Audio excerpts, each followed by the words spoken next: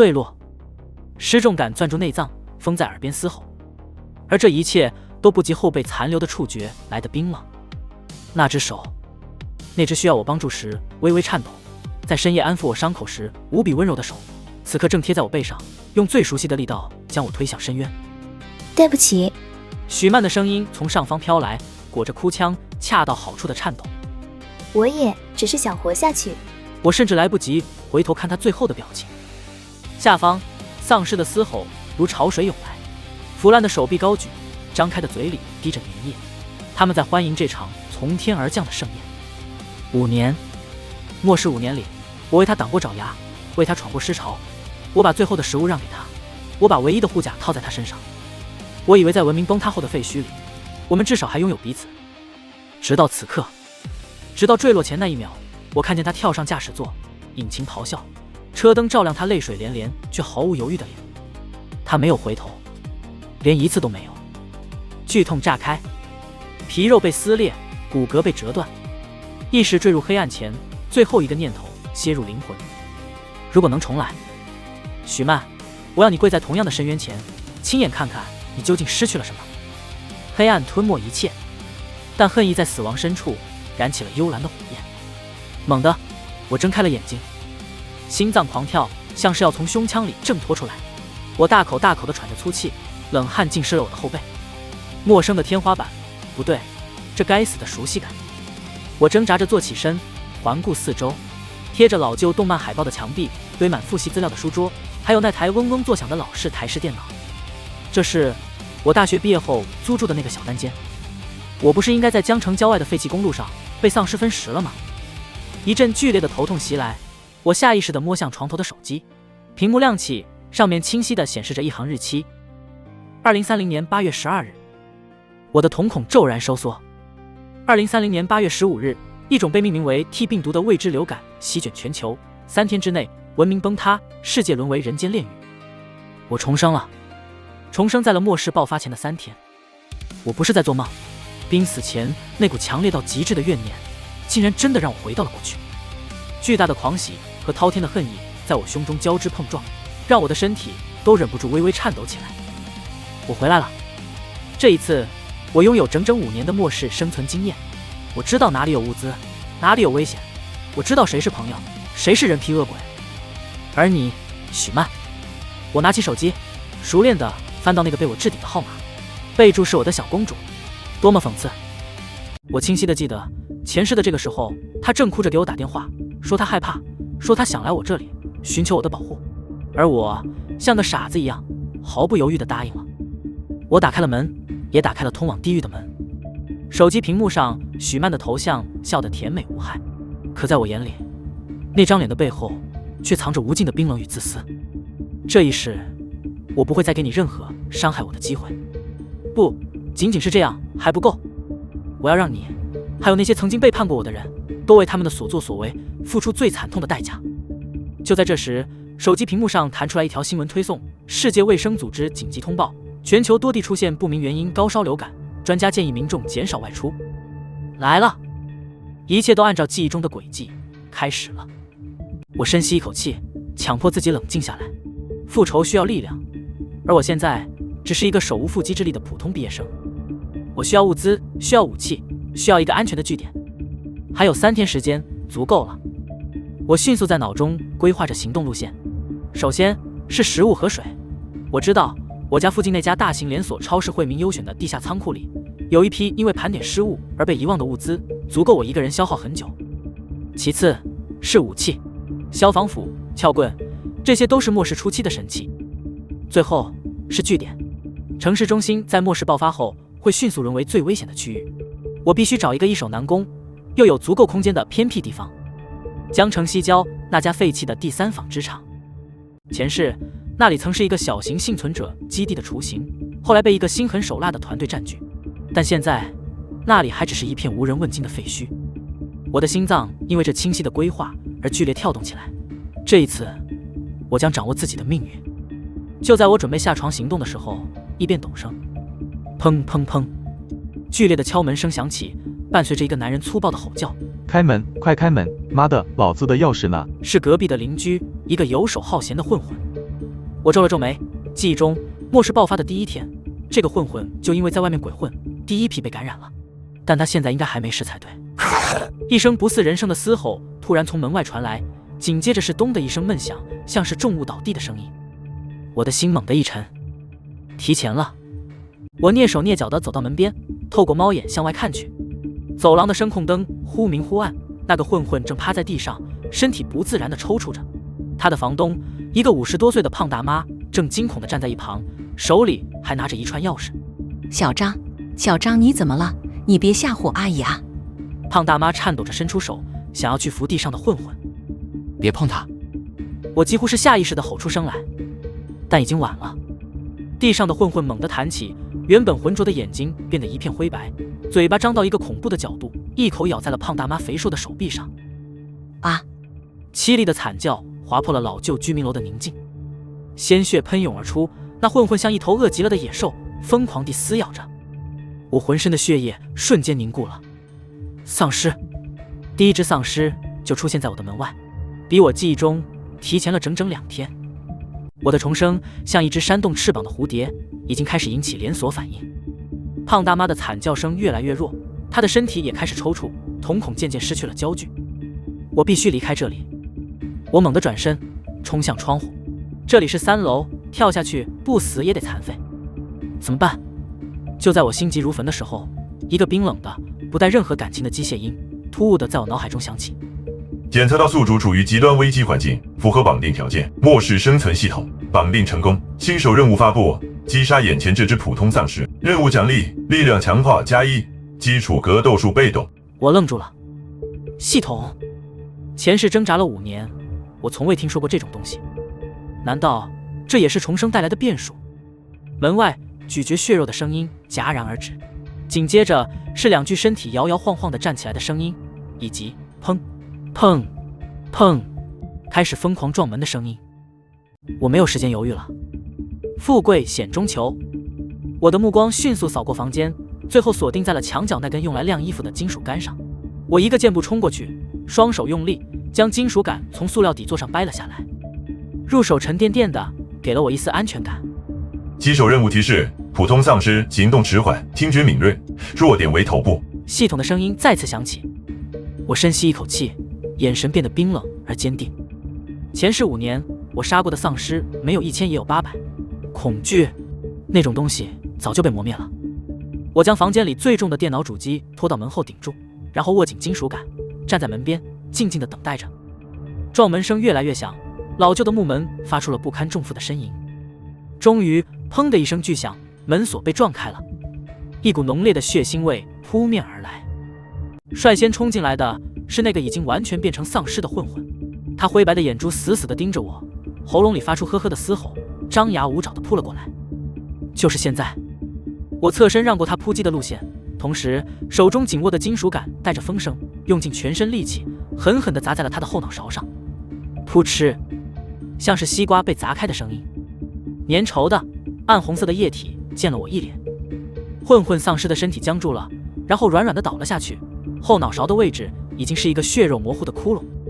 点击杀普通丧尸成1，任务完成，奖励发放：力量+1，基础格斗术已掌握。一股暖流瞬间涌遍我的全身，原本因为用力过猛而有些酸痛的手臂，此刻充满了爆炸性的力量。同时，我的脑海里也多出了许多关于格斗的知识，仿佛我练习了成千上万次一样。还没等我适应这突如其来的变化，第2只丧尸，那个胖大妈也摇摇晃晃地冲了进来。有了第一次的经验和身体的强化，我不再有丝毫的紧张。我冷静地后退一步，预判了他的行动轨迹，手中的金属杆以一个刁钻的角度，精准地捅进了他的眼窝，直没至彼。胖大妈丧尸的动作戛然而止，直挺挺地倒了下去。击杀普通丧尸成1，获得能量晶核灰色成1。我看到在胖大妈丧尸的后脑处，一颗指甲盖大小的灰色晶体正散发着微弱的光芒。晶核，末世中后期最重要的资源，可以为武器附加能量，甚至能被异能者吸收，提升实力。没想到现在就出现了。我强忍着恶心，用金属杆的另一头将那颗晶核从丧尸的脑袋里撬了出来，用纸巾擦干净，放进口袋。发现可吸收能量源，是否吸收？吸收。我毫不犹豫地在心中默念。手中的金河瞬间化为一股精纯的能量，融入我的身体。吸收能量金河灰色乘1，系统能量+1，当前能量100%，系统商城功能开启初级，可使用能量点兑换物资。一个虚拟的蓝色屏幕突兀地出现在我的眼前，只有我自己能看到。屏幕上是一个简陋的商城界面，商品列表：一瓶500毫升纯净水，1能量点；一块100克压缩饼干，1能量点；一把锋利的工兵铲，10能量点。我的呼吸瞬间变得急促起来。这简直是末世里的神迹！有了这个系统，食物和水将不再是问题。只要我不断地猎杀丧尸，获取金河，我就能兑换到任何我需要的东西。复仇的火焰在我的胸中燃烧得更加旺盛。许曼，等着我！这一世，我会让你明白什么叫做真正的绝望。我不再停留，最后看了一眼这个我住了2年的小单间，握紧手中的金属杆，毅然决然地走出了房门。楼道里血腥味弥漫。我的末日，我的审判，从现在正式开始。我没有选择走楼梯。老旧居民楼的楼道狭窄，一旦被堵住，就是死路一条。我回到房间，撕开床单，拧成结实的绳子，一头绑在暖气管道上，另一头扔出窗外。3楼的高度，对于现在力量得到强化的我来说，并不是什么难事。顺利落地后，我没有丝毫停留，直奔小区外。许多人还不知道发生了什么，他们惊恐地看着那些扑咬活人的疯子，却不知道下一个变成疯子的可能就是他们自己。我目不斜视，脑中只有一个目标：惠民优选超市。超市门口已经乱成了一团，人们疯狂地涌入，抢夺着货架上的食物和水。一个超市保安试图维持秩序，却被一个红了眼的男人一拳打倒在地。混乱是最好的掩护。我压低了帽檐，从超市的侧门挤了进去，直奔员工通道。前世，我曾在这个超市做过1个月的暑期工，对这里的地形了如指掌。通往地下仓库的铁门紧锁着，但这对现在的我来说根本不是问题。我从旁边的消防箱里拿出消防斧，对着门锁的位置狠狠地劈了下去。哐当一声巨响，火星四溅，连续劈了7、8下，在+1的力量加持下，门锁应声而断。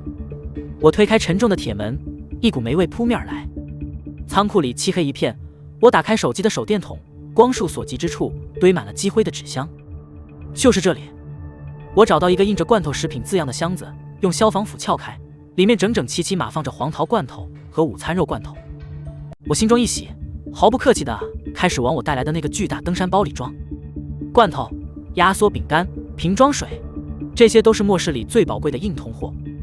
就在我埋头扫荡物资的时候，一阵轻微的沙沙声从仓库的深处传来。我瞬间警惕起来，握紧了手中的消防斧。难道这里有丧尸？我放轻脚步，循着声音慢慢向仓库深处走去。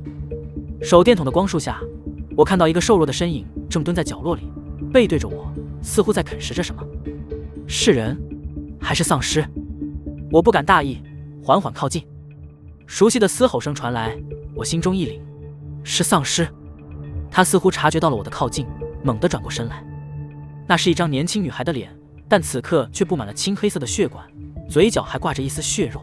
她的怀里抱着一只被啃食了一半的死老鼠。我皱了皱眉，这只丧尸看起来比之前遇到的那2只要瘦小得多。发现变异初期丧尸速度型，危险等级低。系统的提示音在脑海中响起。速度型。不等我细想，那只女性丧尸已经发出一声尖啸，四肢着地，像一只敏捷的猎豹朝我飞速扑来。好快！我心中一惊，下意识地横起消防斧格挡。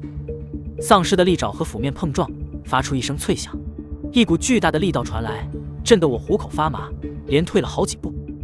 他的力量远超普通丧尸，一击不成，他再次发动了攻击，速度快的在手电筒的光束下只留下一道道残影。这就是速度型丧尸吗？我的心沉了下去。如果不是系统提前强化了我的身体，恐怕我连他的一击都挡不住。基础格斗术的知识在脑海中飞速运转，我不再被动防御，而是抓住他攻击的间隙，猛地一个侧身，消防斧自下而上，划出一道刁钻的弧线，狠狠地劈向他的膝盖。咔嚓，骨骼碎裂的声音清晰可闻。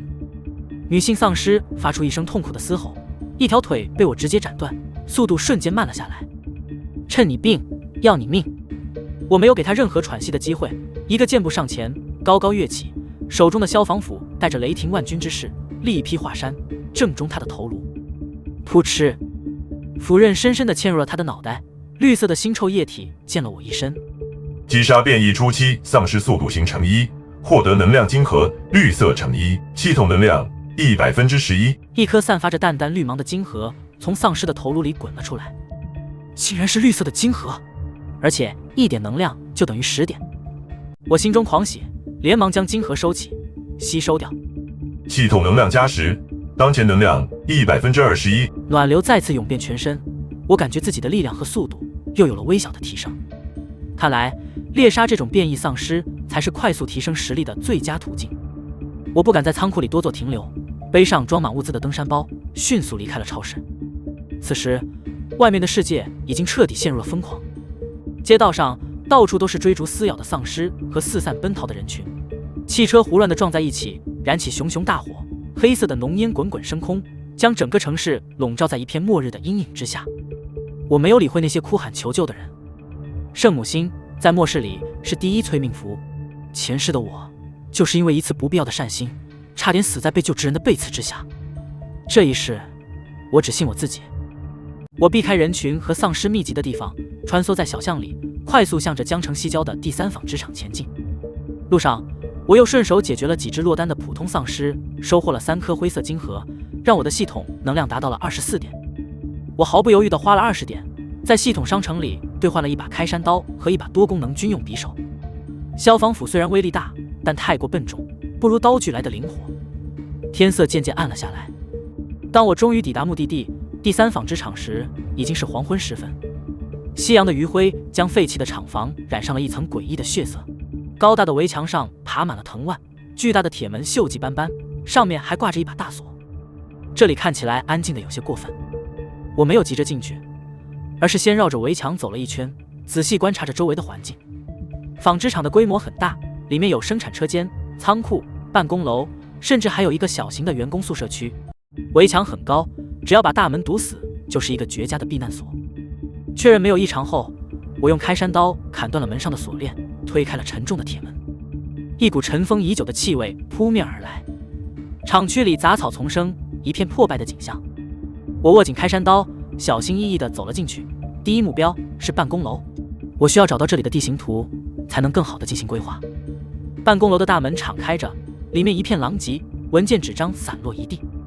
我一脚深一脚浅地走在走廊上，皮靴踩在碎玻璃上，发出嘎吱嘎吱的声响，在这死寂的环境里显得格外刺耳。就在我拐过一个转角时，我的脚步猛地顿住了。前方不远处的经理办公室里传来了微弱的呻吟声。是人！我心中一紧，缓缓靠近。办公室的门虚掩着，我透过门缝向里看去，只见一个穿着西装的男人倒在血泊里，腹部有一个巨大的伤口，肠子都流了出来。而在他的旁边，一个穿着职业套裙、身材姣好的女人正背对着我，跪在地上，肩膀一耸一耸的，似乎在哭泣。救我！地上的男人看到了我，伸出颤抖的手，向我发出了微弱的求救。那个女人听到声音，也缓缓地转过头来，她的脸上挂着泪痕，眼神里充满了惊恐和无助，一副我见犹怜的模样。求求你，救救我们经理，他被一个疯子咬了。换做前世的我，或许真的会心软，但现在，我的目光落在了女人那双看似无助的眼睛深处，那里藏着一丝不易察觉的贪婪和疯狂。我的嘴角勾起一抹冰冷的弧度。好啊！我一边说着，一边握紧了开山刀，缓缓地向她走去。我这就来救你们。看到我答应得如此爽快，女人的眼中闪过一丝喜色，但很快又被悲伤和恐惧所掩盖。她的演技堪称完美。太好了，谢谢你，谢谢你。她哽咽着，身体因为激动而微微颤抖。地上的男人也露出了希望的神色，挣扎着想要对我说些什么。我一步一步地靠近，脸上的表情平静无波，但全身的肌肉已经紧绷，随时准备应对突发状况。就在我距离他们还有3米远的时候，异变陡生。那名一直表现得柔弱无助的女人眼中突然爆发出怨毒的光芒，她猛地从地上窜起，手中不知何时多了一把沾满血迹的裁纸刀，以一个极其刁钻的角度狠狠地刺向我的心脏。他的动作快如闪电，脸上挂着狰狞的笑容。去死吧，你身上的东西都是我的了。与此同时，那个躺在地上奄奄一息的经理也猛地睁大了眼睛，灰白色的瞳孔死死地锁定了我，喉咙里发出呵呵的嘶吼，张开嘴就朝我的脚踝咬来。原来他早就已经尸变了，这是一场精心设计的陷阱，利用女人的柔弱来降低我的警惕，再由丧尸化的同伴发动致命一击。好狠毒的手段，只可惜他们找错了对象。面对这突如其来的夹击，我没有丝毫的慌乱，这一切早已在我的预料之中。来得好。我冷笑一声，身体猛地向后一仰，以一个不可思议的角度，险之又险地避开了女人刺向我心脏的裁纸刀。同时，我抬起穿着厚底军靴的右脚，狠狠地踹在了那颗咬向我的丧尸头颅上。砰！一声闷响，丧尸经理的脑袋像是被高速行驶的汽车撞到了一样，瞬间变形，红白之物四溅。击杀普通丧尸乘1，获得能量晶和灰色乘1。女人一击落空，眼中闪过一丝惊愕。她没想到我的反应竟然这么快，但她没有放弃，手腕一转，才指刀划出一道寒光，横削我的喉咙。然而她快，我比她更快。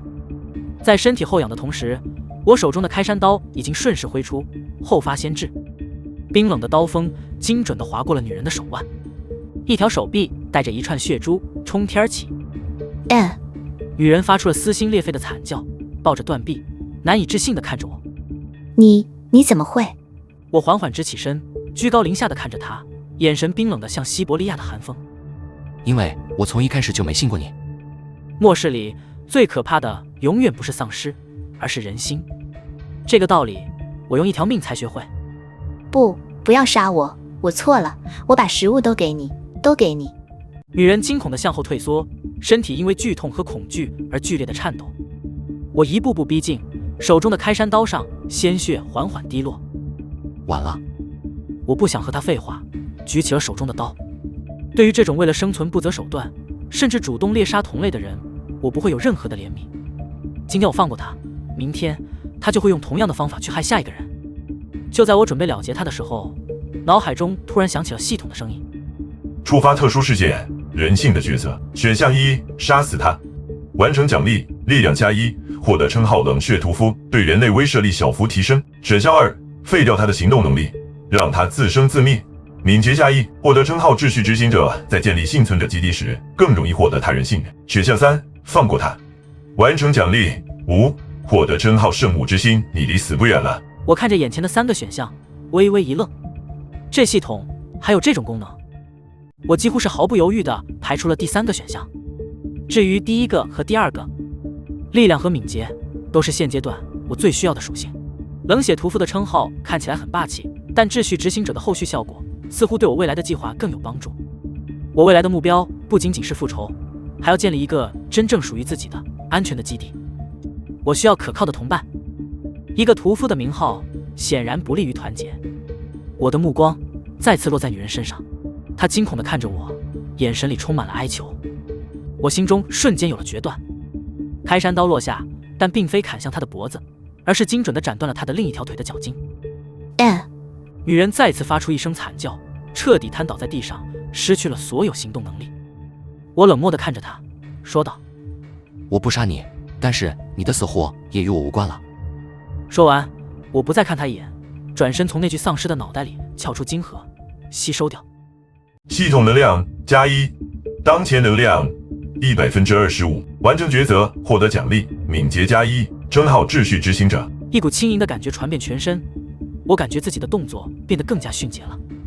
我没有在办公室里多做停留，转身离开了这个充满血腥和背叛的地方。身后传来了女人怨毒的咒骂和绝望的哭嚎，但我充耳不闻，把她留在这里，让她在无尽的恐惧和饥饿中等待被游荡的丧尸发现。这种死法或许比一刀杀了她更加残忍，但这是她应得的。我在办公楼里找到了纺织厂的详细结构图，这让我对接下来的基地改造计划有了更清晰的认识。随后，我开始清理整个厂区。废弃的纺织厂里游荡着10几只丧尸，大多是以前这里的工人。他们被我一一引诱出来，用新获得的速度和力量轻松解决掉。击杀普通丧尸乘13，获得能量金盒，灰色乘13，系统能量加13，当前能量138%。清理完厂区，天已经彻底黑了。我找了一间相对干净的员工宿舍，用铁柜和桌子死死地顶住房门，然后才疲惫地坐了下来。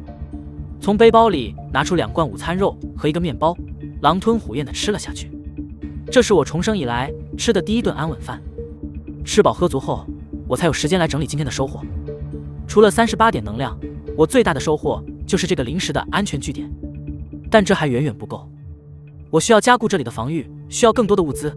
更重要的是，我需要一个可靠的战友，一个前世和我并肩作战，直到最后一刻都没有放弃我的兄弟王猛。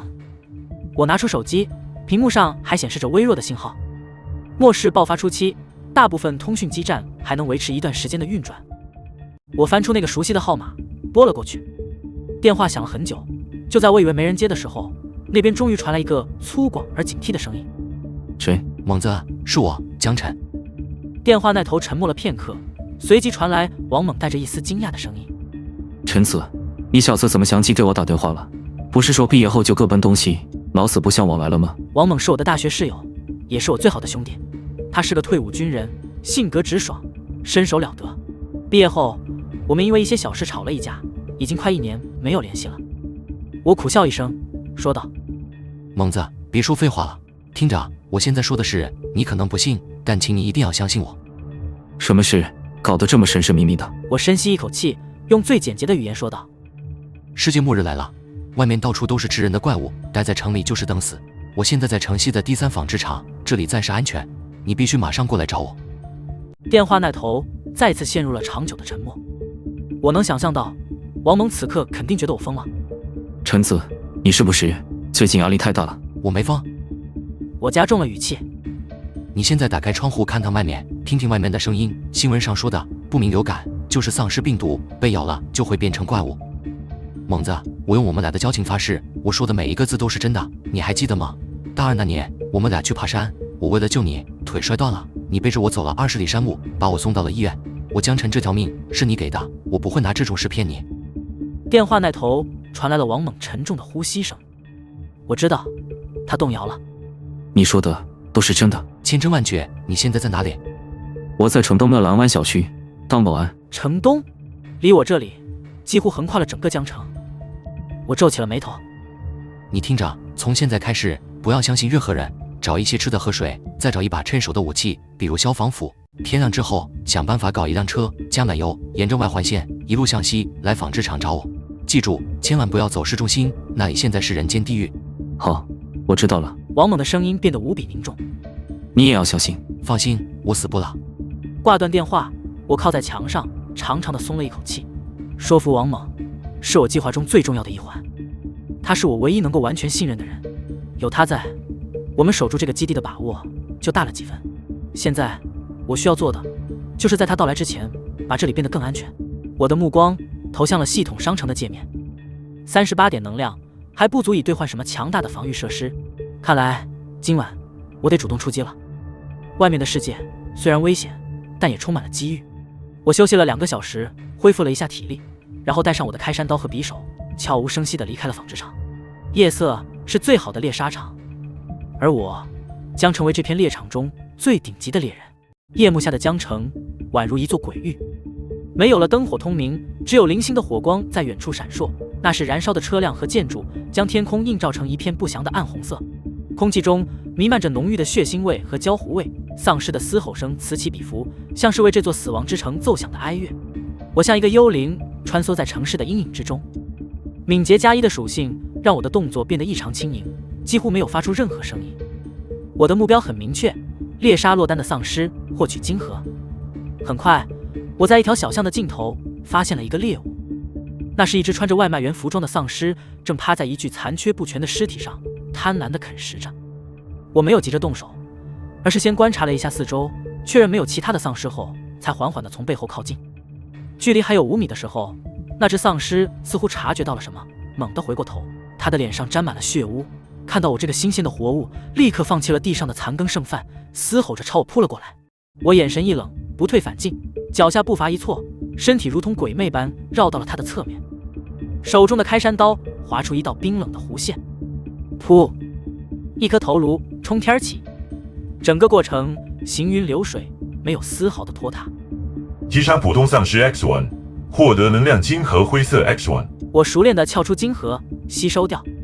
系统能量加1，当前能量139%。解决掉这只丧尸，我没有停留，继续寻找下一个目标。接下来的几个小时里，我游荡在纺织厂附近的街区，像一个不知疲倦的死神，收割着那些落单丧尸的生命。我的猎杀效率极高，基础格斗术让我总能找到最完美的攻击角度，强化的力量和敏捷则保证了每一次攻击都能致命。当天边泛起一抹鱼肚白时，我已经回到了纺织厂。这一夜的收获堪称丰厚。系统能量198%，巨人升级只差2点能量。我没有急着去寻找最后2只丧尸，而是打开了系统商城。基地建设模块在能量接近100点的时候已经被激活了。我看到了我最需要的东西。商品：初级电网围栏图纸，效果可在指定区域架设一道带有高压电的铁丝网，有效阻挡普通丧尸和小型变异生物。兑换所需能量50点。备注：需自备发电机和足量金属材料。我毫不犹豫地选择了兑换。兑换成功，消耗能量50点，当前能量148%。一张虚拟的图纸瞬间出现在我的脑海中，关于如何架设电网、如何连接发电机，所有的知识都一清二楚，仿佛我是一个经验丰富的老电工。发电机，纺织厂里就有备用的柴油发电机。金属材料，厂区里到处都是废弃的铁架和铁丝。现在万事俱备，只欠东风、柴油。我记得纺织厂向东2公里的地方有一个小型的加油站。现在是末世第2天，加油站这种地方肯定已经乱成了一锅粥，甚至可能聚集了大量的丧尸。但我必须去，没有电网，这个基地就谈不上绝对安全。我稍作休息，吃了一些东西补充体力，然后再次出发。这一次，我的目标是加油站。白天的城市比夜晚更加危险，视野开阔意味着我更容易暴露在丧尸的视线中。我小心翼翼地沿着街道的边缘前进，利用废弃的车辆和建筑作为掩护。一路上，我看到了太多惨不忍睹的景象：被啃食的只剩下骨架的尸体，因为争抢物资而自相残杀的幸存者，还有那些茫然地站在街上哭喊着寻找家人的孩子。我的心早已坚硬如铁。我不是救世主，我能做的只有让自己活下去，然后完成我的复仇。当我靠近加油站时，远远的就闻到了一股浓烈的汽油味和血腥味。加油站里一片狼藉，几辆撞在一起的汽车还在冒着黑烟，地上躺着10几具尸体，有人的也有丧尸的。7、8只丧尸正在加油站里漫无目的地游荡着，而在加油站的便利店里似乎还有幸存者。我看到便利店的玻璃门被货架死死地顶住，门后有几个人影在晃动。我皱了皱眉，情况比我想象的要复杂。如果只是解决那几只丧尸，对我来说并不难，但便利店里的幸存者是个不确定因素。我不知道他们是善是恶。就在我犹豫着是否要等他们离开再动手时，一阵引擎的轰鸣声由远及近，一辆改装过的皮卡车像一头钢铁猛兽，咆哮着冲了过来。车顶上架着一挺简易的机枪，一个光头大汉正疯狂地对着加油站里的丧尸扫射，火舌喷涌，子弹像雨点一样倾泻而出，将那些游荡的丧尸瞬间打成了筛子。皮卡车一个漂亮的甩尾，稳稳地停在了便利店门口。车上跳下来4个男人，个个手持砍刀和钢管，满脸的凶悍之气。为首的是一个脸上带着刀疤的男人，他一脚踹开便利店的门，嚣张地吼道：里面的人听着，这个加油站现在归我们狂狼帮管了，识相的把所有吃的和女人都交出来，不然死！便利店里传来一阵惊恐的尖叫。我躲在一辆废弃的公交车后面，眼神瞬间变得冰冷。狂狼帮前世将成一个臭名昭著的掠夺者团伙，他们烧杀抢掠，无恶不作，不知道有多少幸存者惨死在他们手中。没想到这么快就遇上了，而且看他们的样子，似乎已经形成了一定的规模，连枪都搞到了。八哥，里面有3个男的，2个女的，那2个妞长得还挺正点。一个黄毛混混从便利店里探出头，一脸淫笑地说道。刀疤脸闻言舔了舔嘴唇，眼中闪烁着贪婪的光芒。兄弟们，干活了！男的打断腿扔出去喂丧尸，女的带走。今晚给兄弟们好好乐呵乐呵。好嘞！几个混混狞笑着冲进了便利店，很快，里面就传来了男人的惨叫和女人的哭喊求饶声。我静静地看着这一切，握着开山刀的手不由得紧了紧。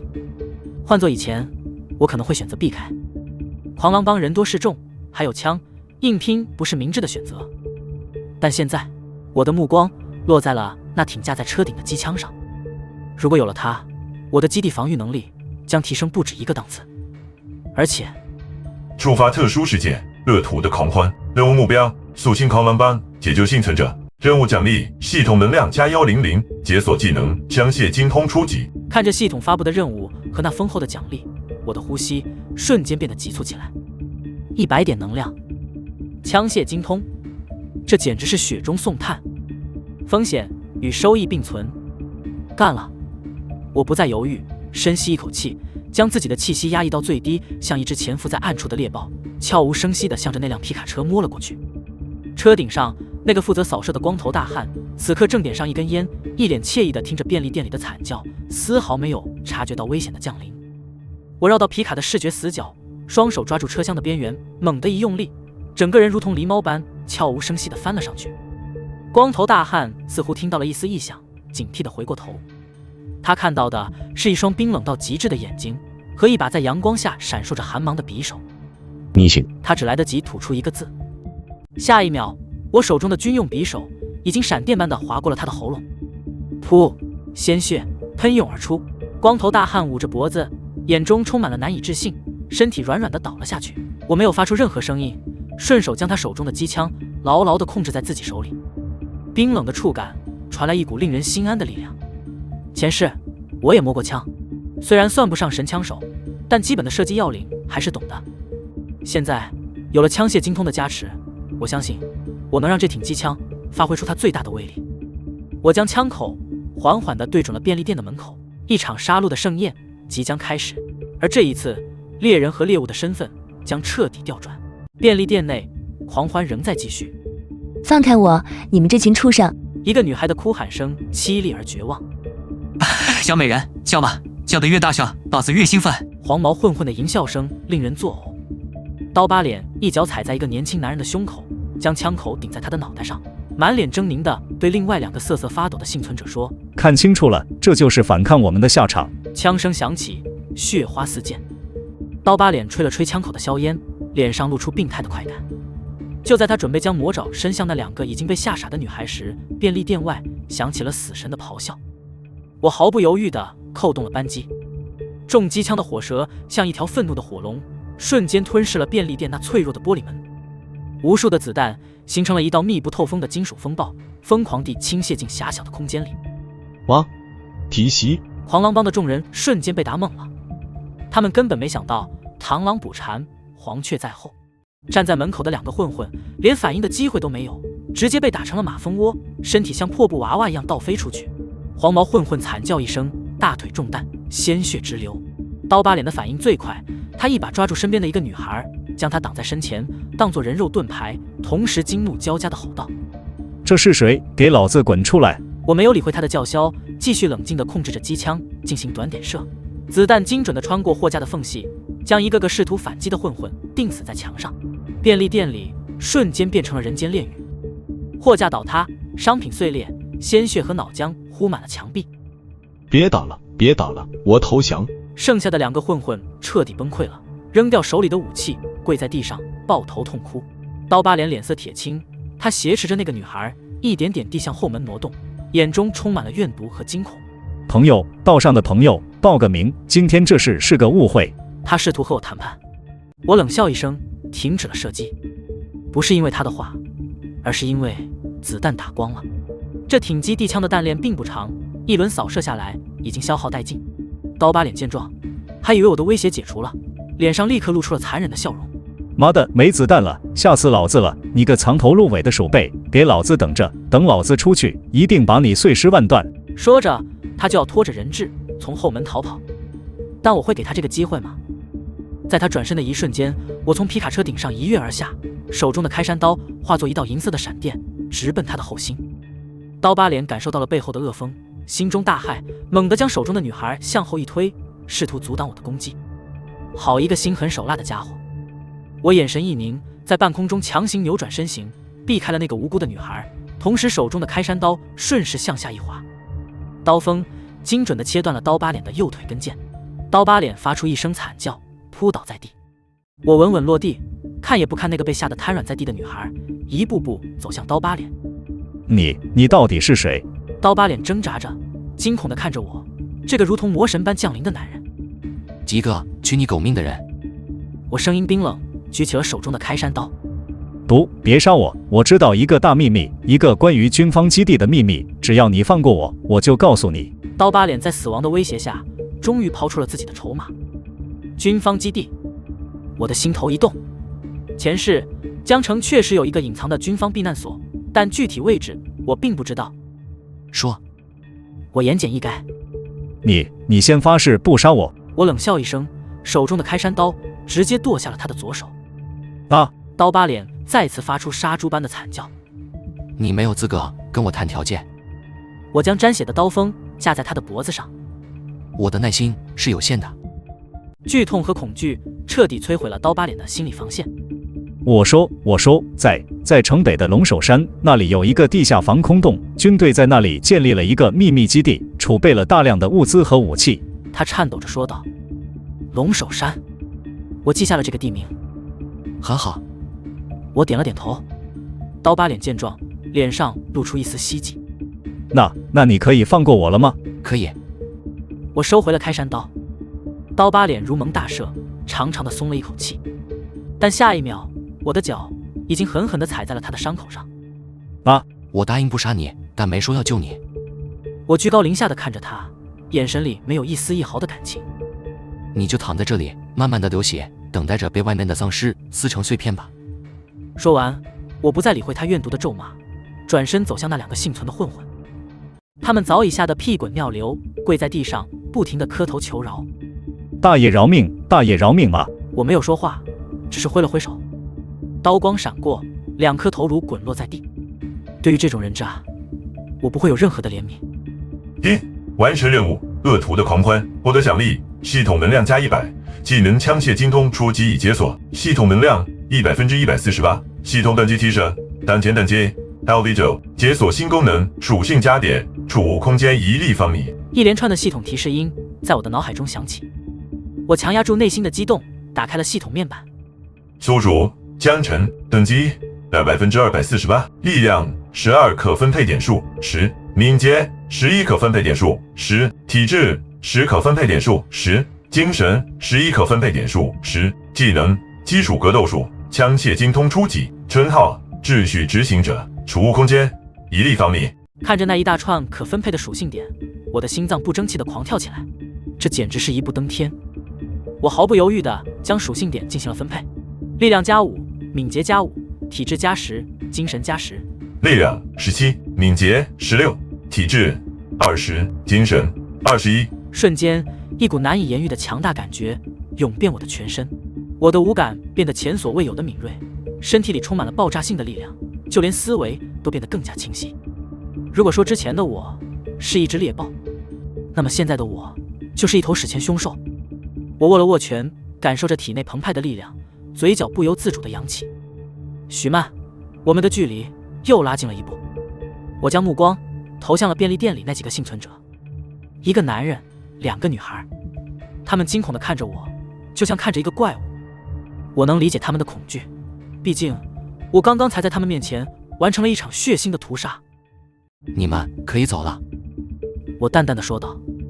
那3人闻言如蒙大赦，连滚带爬地跑出了便利店，消失在街角，仿佛身后有恶鬼在追赶。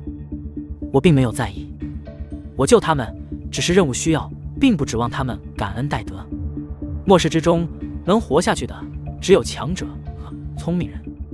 我开始清点这次的战利品，除了那辆改装过的皮卡和车顶的机枪，刀疤脸身上还有一把手枪和2个弹匣，这可是好东西。我将手枪和子弹连同皮卡车里的备用弹链全都收进了储物空间，然后我找到了加油站的储油库，将带来的几个大油桶全部装满了柴油。做完这一切，我开上那辆沾满了血迹的皮卡车，扬长而去。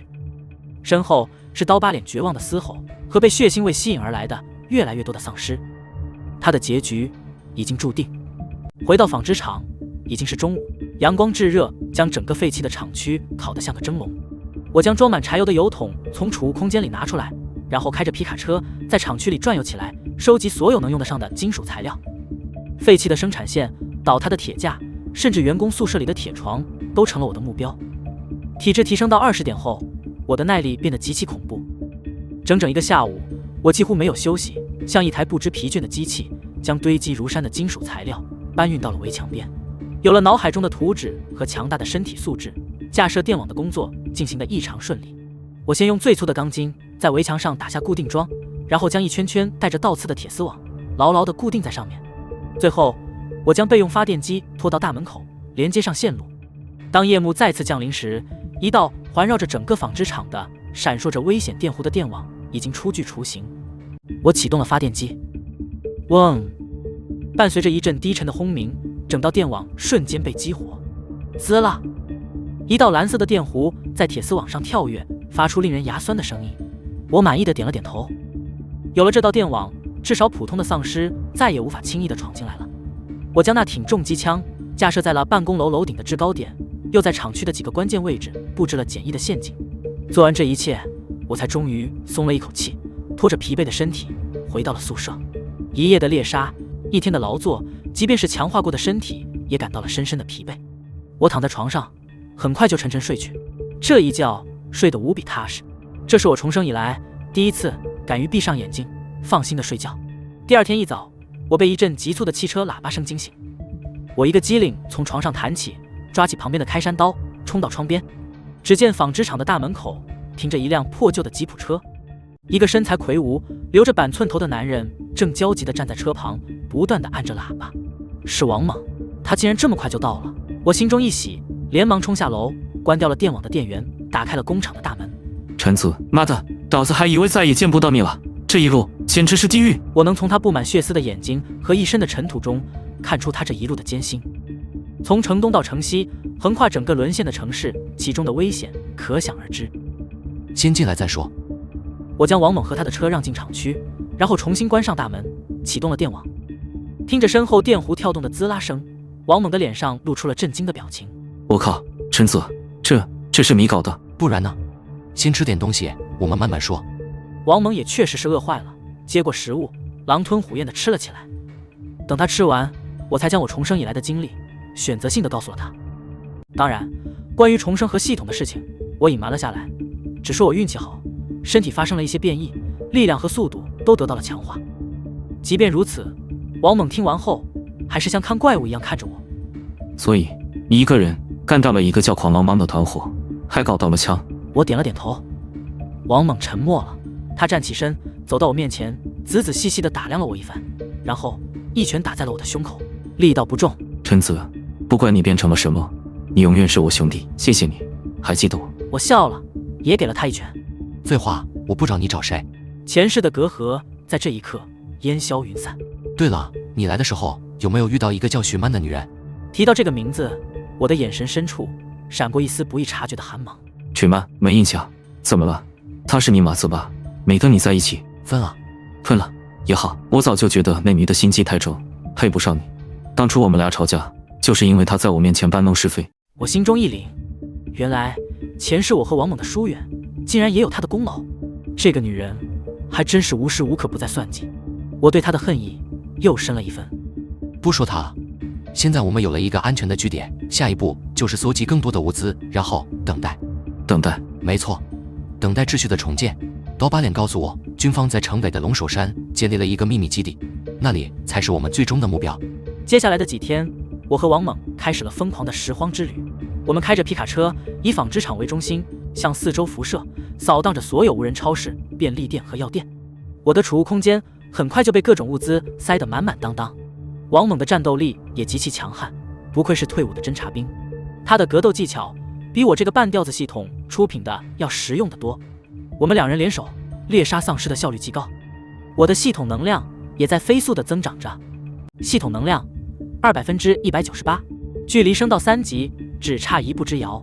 这天，我们照常外出搜集物资，在一个废弃的商场里，我们发现了一个小型的幸存者团队，大概有7、8个人，有男有女，看起来都是普通的上班族和学生。他们占据了商场2楼的一家餐厅，用桌椅堵住了门口，显得十分狼狈。看到我们2个全副武装、开着皮卡车的人，他们眼中充满了警惕和恐惧。我和王猛对视了一眼，没有主动和他们接触。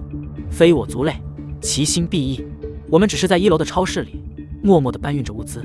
就在我们准备离开的时候，意外发生了。商场外突然传来一阵巨大的轰鸣声，紧接着大地开始微微震动，一声震耳欲聋的咆哮从远处传来。那声音充满了暴虐和疯狂，仿佛来自地狱的魔神。我和王猛的脸色瞬间变得无比凝重。是尸潮。我几乎是咬着牙说出这2个字。前世我经历过无数次尸潮，每一次都意味着无尽的死亡和毁灭。我没想到末世才刚刚开始1个星期，第一波尸潮竟然就来了，而且听这动静规模绝对不小。快上车！我冲着王猛大吼一声，2人飞快地跳上皮卡车。我猛踩油门，皮卡车发出一声咆哮，向着纺织厂的方向疾驰而去。我们的身后，黑压压的浪潮正从街道的尽头席卷而来，成千上万的丧尸汇聚成一股势不可挡的洪流，吞噬着沿途的一切。而在那尸潮的最前方，一个身高超过3米的、浑身肌肉虬结的巨型丧尸正迈着沉重的步伐，疯狂地冲锋着。是进化型丧尸，力量型。我的心沉到了谷底。